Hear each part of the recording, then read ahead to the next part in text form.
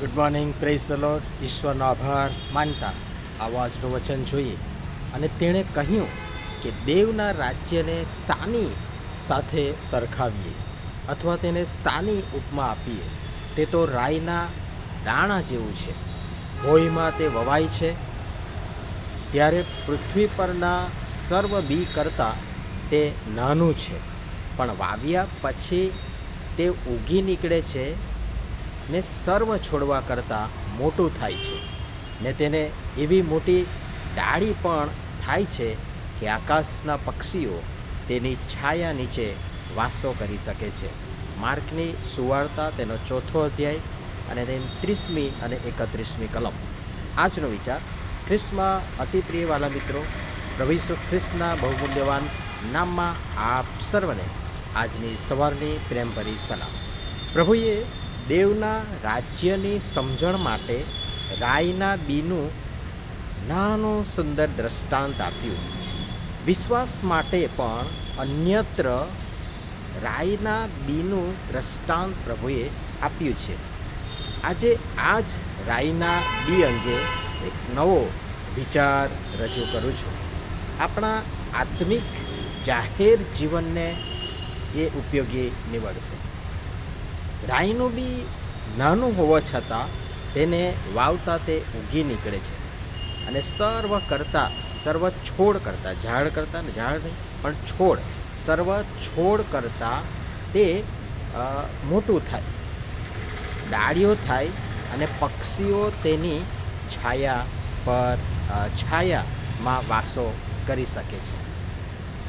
આપણું માણસનું મન, હૃદય ઘણી વખત મોટાભાગે ખૂબ જ સંકુચિત, નાનું બની જાય છે, જેથી તેનામાં કોઈનો સમાવેશ ન થઈ શકે. પરિણામે વ્યક્તિ બધું જ હોવા છતાં એકલી પડશે. ઘણીવાર વ્યક્તિ પોતાના સ્વભાવ, વાણી, વર્તન, વલણ, વ્યવહારને કારણે અપ્રિય થઈ પડે છે અને જેથી લોકો તેમનાથી દૂર ને દૂર ભાગે છે. પણ આપણે આપણું મન, હૃદય મોટું રાખીએ, જેથી કોઈકને એમાં વાસો કરવાનું મન થાય, કોઈકને આશરો મળે, કોઈકને વિશ્રાંતિ મળે, કોઈકને આરામ મળે, કોઈકને સાંત્વન, ઉત્તેજન, દિલાસો અને આનંદ મળે. મન અને હૃદય મોટું હશે ત્યાં બધા નજીક સાથે હશે, એક હશે અને સહકાર મળશે. પણ એના માટે જરૂરી છે નાના, નમ્ર થવું અને એના માટે દબાવવી પડશે. દેહના કામ, પાપમય પ્રવૃત્તિ સંબંધી મરવું પણ પડશે.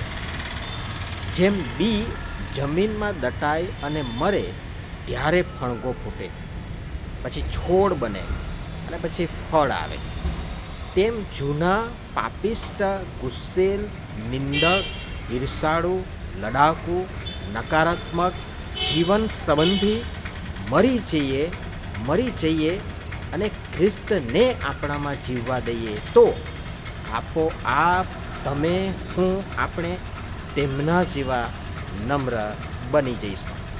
ગહન છે પણ વિચારજો. આવો મન, હૃદય મોટું અને વિશાળ કરીએ કે જેથી કરીને બધાનો સમાવેશ થાય અને તો જ પરસ્પર પ્રેમ, માફી, દયા, લાગણી, અનુકંપા, ભાવના વગેરે જાગશે. એકબીજાના આપણે પૂરક બનીશું, એકબીજાને સાચવીશું, એકબીજાને સંભાળીશું અને પ્રભુ એમ કરવા આપણ સર્વને એક સરખી રીતે કૃપા આપો, સહાય તથા મદદ કરો. આમીન. ધન્યવાદ.